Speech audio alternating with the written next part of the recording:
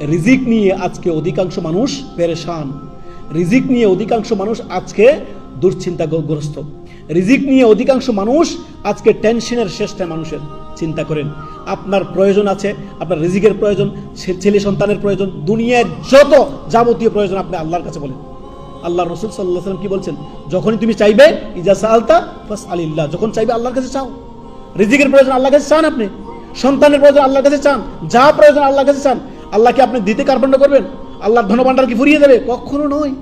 অতএব আপনি যখনই চাইবেন আল্লাহর কাছে চাইবেন। শোনেন মুসা আলাইহিস সালামের দোয়া।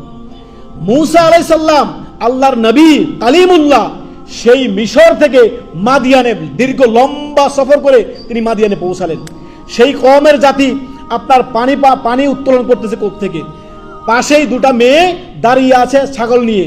ওই মেয়েগুলো ছাগলকে নিয়ে মুসা আলাইহিস সালাম পানি পান করিয়ে দিলেন, মেয়েগুলো বাড়িতে চলে গেল। তারপরে মুসা আলাইহিস সালাম গাছের ছায়া আসলেন, এসে বসলেন, বসার পরে সরাসরি আল্লাহর কাছে দোয়া করতে লাগলেন। কার কাছে?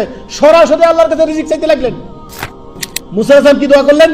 রব্বি, হে আমার প্রতিপালক, ইন্নী লিমা আনজালতা ইলাইয়া মিন খাইরিন ফকির। আল্লাহ, আজকে আপনার অনুগ্রহ, আপনার রিজিকের আমি মুখাপেক্ষী। আল্লাহ, আমাকে রিজিকের ব্যবস্থা করে দেন। আল্লাহ, সাথে সাথে আল্লাহ রাব্বুল আলামিন রিজিকের ব্যবস্থা, থাকার ব্যবস্থা, খাওয়ার ব্যবস্থা, স্ত্রীর ব্যবস্থা আল্লাহ তাআলা করে দিলেন। সাথে সাথে মেয়েগুলো বাড়িতে গিয়ে তার বাবাকে বললেন, সাথে সাথে তার বাবা ডেকে পাঠালো মুসা আলাইহিস সালামকে। সেখানে তাকে থাকার ব্যবস্থা, খাওয়ার ব্যবস্থা, বিবাহ শাদীর ব্যবস্থা আল্লাহ তাআলা করে দিলেন। সুবহানাল্লাহ।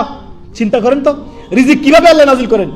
মুসা আলাইহিস সালাম আল্লাহর নবী কালিমুল্লাহ, তিনার দোয়া যদি আল্লাহ কবুল করে, আপনার দোয়া কবুল করবেন না? আপনি হালাল জীবন যাপন করুন, অবশ্যই আল্লাহ রাব্বুল আলামিন আপনার দোয়া কবুল করবেন। সর্বদা খেয়াল রাখবেন, এই দোয়াটি মুখস্থ করবেন, নিজের পরিবারকে শিক্ষা দিবেন। রিজিকের প্রয়োজন আল্লাহর কাছে চাইবেন।